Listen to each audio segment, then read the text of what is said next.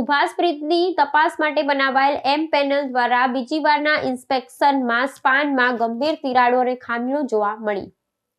સુરક્ષા જોખમને પગલે સુભાષ બ્રિજ તાત્કાલિક બંધ કરાયો।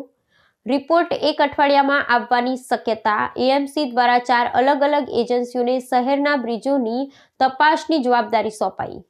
સામાન્ય રીતે મહાનગરપાલિકા દ્વારા જૂન મહિનાથી ઓક્ટોબર મહિના સુધી મિશન મિલિયન 4 અભિયાન ચલાવવામાં આવે છે।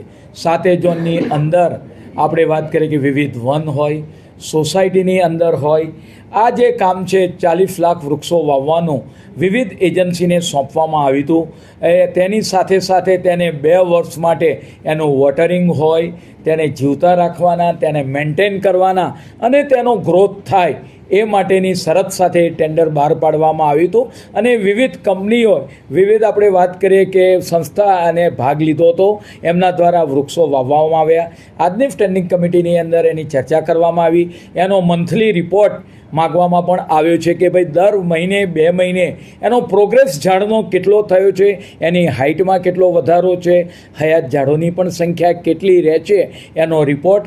પરંતુ મહાનગરપાલિકા દ્વારા એક ટેન્ડર ગાર્ડન વિભાગ દ્વારા જે પાડવામાં આવ્યું હતું કે વૃક્ષોના આપણે મેન્ટેનન્સ માટેનું કે એની માવજત કરવા માટેનું, પરંતુ ઓલરેડી આપણે વાત કરીએ કે જે મિશન મિલિયન 4 છે એની અંદર આ ટેન્ડરની અંદર જે એજન્સીઓ હોય તેને જ આપણે વાત કરીએ કે મેન્ટેન કરવાનું હોય છે।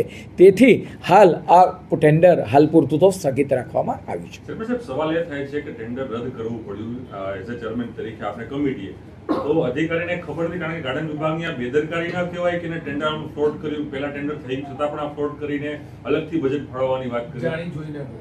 સામાન્ય રીતે સ્ટેન્ડિંગ કમિટીની અંદર આ મુદ્દે વ્યાપક એની વિસ્તૃત ચર્ચા પણ કરવામાં આવી હતી કે જ્યારે પણ કામ આપવામાં આવ્યું ત્યારે માવજત કરવાની જવાબદારી જે તે એજન્સીએ 40 લાખ વૃક્ષોની એમાં લીધેલી હતી।